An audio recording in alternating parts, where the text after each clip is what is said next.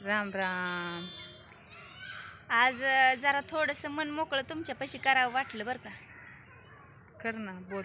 बघा की अशी म्हणजे कित्येक लोक आहेत ती जी मला लय नावं ठेवायला लागले ती म्हणजे म्हणजे नाही का असं नवऱ्याचं सुखदुःख बिकदुःख असं काय आहे का नाही. परत दुसरी गोष्ट की हिचं बाहेर कुठंतरी असं लपडं तवा तरी एवढं थ्यार करते अमकं करते तमकं करते असं लोक म्हणायला लागलेत.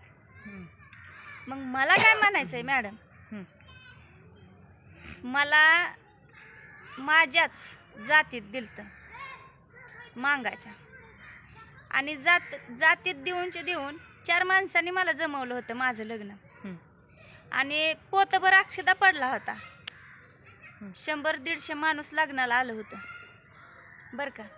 एवढं सगळं करून मला त्या नवऱ्यानं व्यवस्थित सांभाळलं नाही. मस्त मी काय म्हटलं विटभट्टी ऊसतोडी सिमेंट कॉन्क्रीट धुणी भांडी खुरपणं लोकाची धुणी काय म्हणाल ते काम केलं. संसार होता म्हणून संसाराला 3 लेकरं झाली. 3 लेकरांसाठी नाही ती प्रकारचं मी कष्ट केलं. पण मला सांगा, नवरा दारू पित होता, त्याला आपण तर म्हणणार नाही बाबा पी दारून मर लवकर. नाही, बरोबर आहे. त्याची ती दारू प्याला त्याच्या विचाराने मौतीनं. ज्या त्या बुद्धीला पटलं त्यानं ती केलं. आपल्या बुद्धीला पटलं होतं का दारू प्यावं काहीतरी वाटोळ करून घ्यावं, नाही.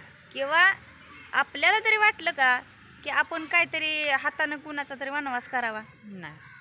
आता ती मेला म्हणजे नवरा मेला म्हणजे माझा बी वनवासच चालू आहे ना. हम्म, मला असं थोडीच वाटलं होतं की मी त्याला मारावं आईश केसात जगावं. तसं नाही. नसतं. नाही. पोतभर अक्षदा टाकलेला नवरा नीट संभळत नसतो. म्हणून ह्या जगात कुठल्याच परपुरुषाचा भरोसा नसतो. म्हणून मी स्वतः एकटी सक्षम आहे. कोणाचा विचार नाही ना पाचार नाही. आपलं एकटाच जीव आणि सदाशिव. बरोबर आहे. कोणाच्या आद्यात नाही ना मध्यात नाही. बरोबर आहे. बरोबर.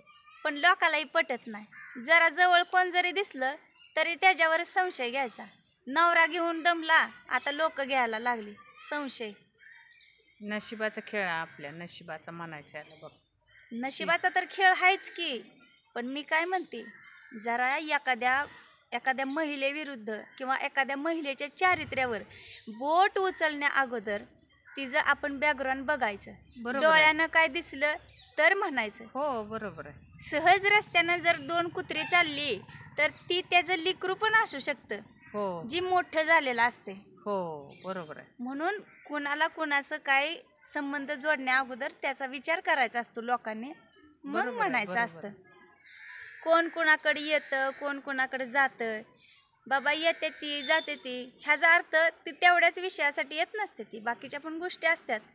आणि जर झालंच कोणाशी कोणाला काय, म्हणजे थोडक्यात मी एक उदाहरण सांगते, तर कोण कोणा वाचून बंद पडतंय का हो. नाहीच की. म्हणून म्हणते या जगानं का नाही ज्याच्या त्याच्या पद्धतीवर ज्याला त्याला सोडावं. हां, जर कोण काय आपल्याला कोण देऊन चालवत असेल घरदार तर 100% हक्कानं म्हणावं, ए बाळा हे तू योग्य करत नाही, हे तू करू नको. बरोबर आहे. मी जीव देईन तिथं, पण असलं लोकांनी बोलू नाही. बरोबर आहे. नटणं थटणं प्रत्येकाचा जन्मसिद्ध हक्क आहे. हो, बरोबर आहे. उगाच एवढे महान नेते होऊन गेले नाहीत स्त्रियांना पण एवढं मोकळं सोडून. हो, त्यांनी पण स्त्रियाला दिलं. वागणारे वागत असतील, त्यांची मजबुरी असेल. माझी मजबुरी नाही. माझ्या खांद्यावर आईचा हात आहे, माझ्या डोक्यावर आईची सावली आहे. हो. बघूया पांडुरंगाला आई आणि देव ह्या 2 विषयात मी सुखी आहे. त्यामुळं मला काहीच गरज नाही अशा वाईट बाहेर मार्गावर जाण्याची. त्यामुळं ह्याच्यातच मी माझं मन आभारी करते. अगं आपली बुद्धिनीती चांगली असली ना तर आपल्याला तो परमेश्वर कुठंच कमी पडू देत नाही. फक्त ना ही आपली बुद्धिनीती नीट ठेवली पाहिजे. चला तर मंडळी, आता तुम्ही माझं एक मत ऐकलंय. तुम्हाला तुमचं मत मांडायला एक संधी आहे. कमेंटद्वारे सांगा मला. कमेंट करा. किती कंजूस आहे हो तुम्ही, कमेंट करा येत नाही. पैसे पडतात का कमेंट करायला सांगा बर. बघा की तर लाईक सुद्धा करत नाही. देवा नुसतं व्हिडिओ बघते. कमेंट जावा. चला, आणि बायकोला हे सायको लवकरच भेटीला येत आहे तुमच्या. पटकन बघायचं, आताच नाही, या आल्यावर.